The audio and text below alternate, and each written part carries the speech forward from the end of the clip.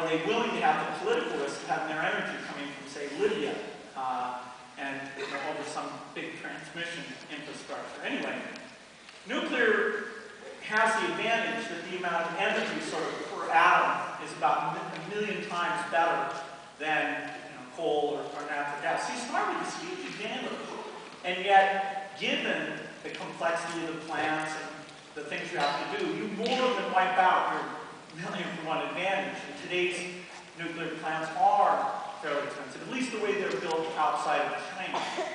They're quite expensive. China's actually building them in 3 years and competitive with coal, so they're pushing the state of the art, and they're standardizing designs and things like that. Anyway, so nuclear is one of the directions that we should innovate in. Nuclear innovation stopped in the 1970s. We basically have this sub-design thing that was put into shipping port for the first power generator, and we basically built 400 of those that are all kind of custom, but not in any interesting way. They're all LWRs and PWRs. And the industry did not innovate much at all. There's this third generation passive safety 1000, but except for that, it didn't do much. So the question is, can we get 1,000 bright minds with 20 different ideas?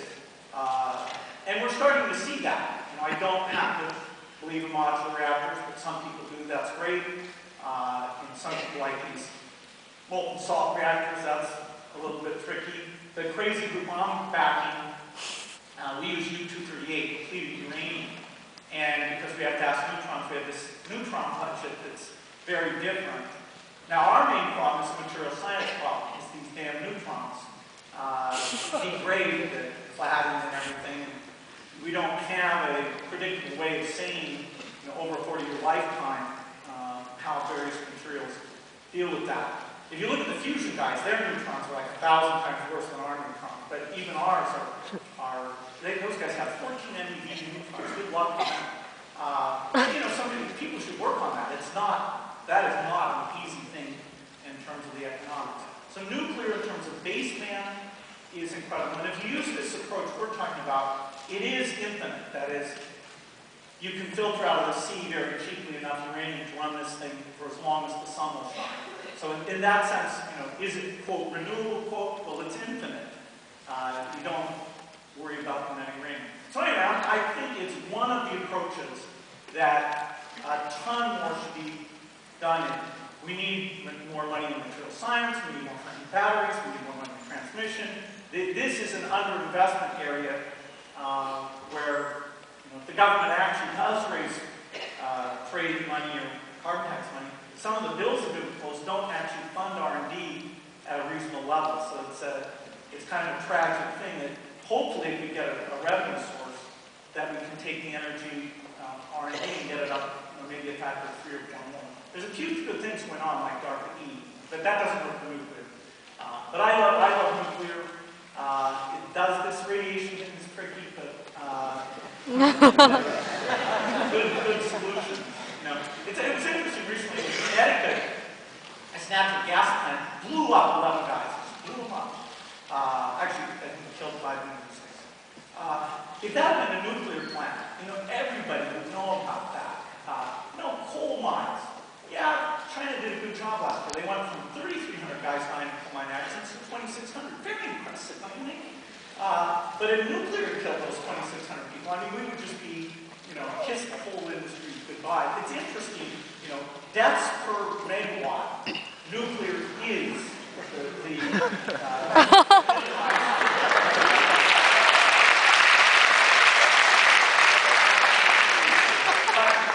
it's got a lot of challenges.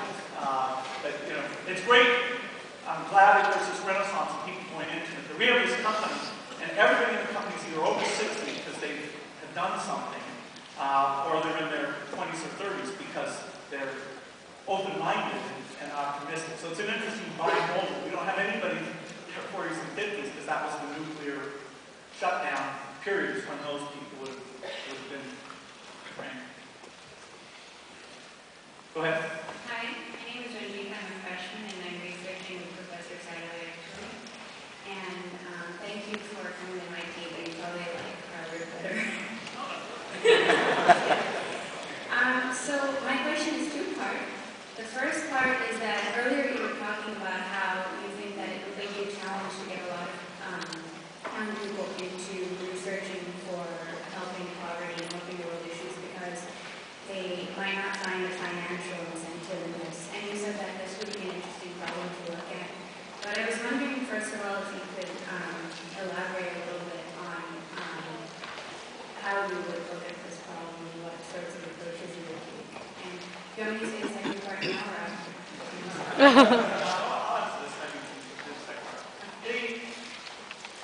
Part of the solution is to take corporations like drug companies, loan companies, banks, and get them to put some of their innovators on these problems that are less remunerative, perhaps, but overall in terms of their reputation and hiring, things like that. And that's happening. We funded a group called Access to Medicines that ranks the pharmaceutical companies according to how much they work on diseases of the poor. And it came out like we thought it would, with GSK on top and various other people on the bottom. And the right thing happened, which is the people on the bottom called us up and said, this is embarrassing. Are there projects and things we should be doing? And so spreading that to other industries, banking, cell phones. The food companies have been great. We haven't done the index yet, but the Nestle's, Unilever's, Cokes, their willingness to work with us on agricultural sourcing, nutrition products, they've been amazingly effective. So bringing the companies in so that you have people who are working at the companies who can do this, that's important. Government funding for these things, which is mostly the delivery piece, that's the foreign aid budget. Making the case for that should stay strong, very important. Getting people like the NIH, who are others, but NIH is big, to tilt a little bit towards the diseases of the poor in terms of work they do. And Francis Pons, the current director, is thinking about some creative things there that will happen. Ironically, drug approval is still this weird thing where poor countries don't trust themselves to approve drugs. And so when we want to do a new TB drug, it has to be approved. No country will accept it unless either FDA, the US regulator, or the European regulator accepts it. And they don't have the right process for triple drug therapy. They make us, under normal things, go through 3 phase 3s, which has 15 years and over $1 billion. So they're working with us on these things.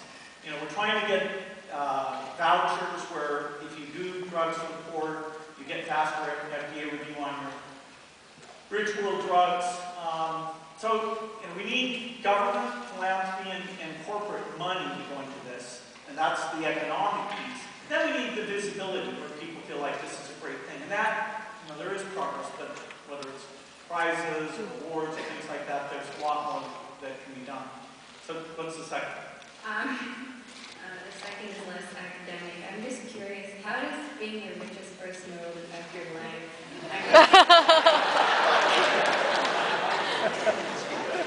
Well, the marginal return for extra dollars does drop off. I haven't found any burgers at any price that are better than McDonald's.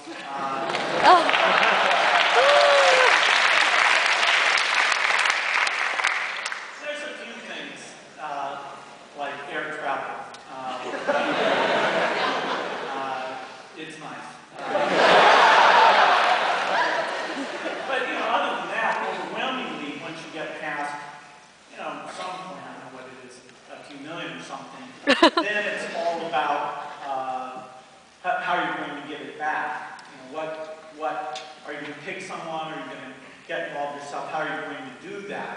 And, for some people, strangely, that's actually a burden where they're kind of worried they won't do it well, or all that. So, partly making that easier, making that more widespread is one of the things I think is interesting that can help more. If we could double philanthropy, if we could get India and China billionaires, for example, to be as generous as the U.S. is, or get the U.S. to be twice as generous and then get them to match up to that, it would be a substantial amount of money. Well, I guess I've used up all my time, so thank you. Those were great questions.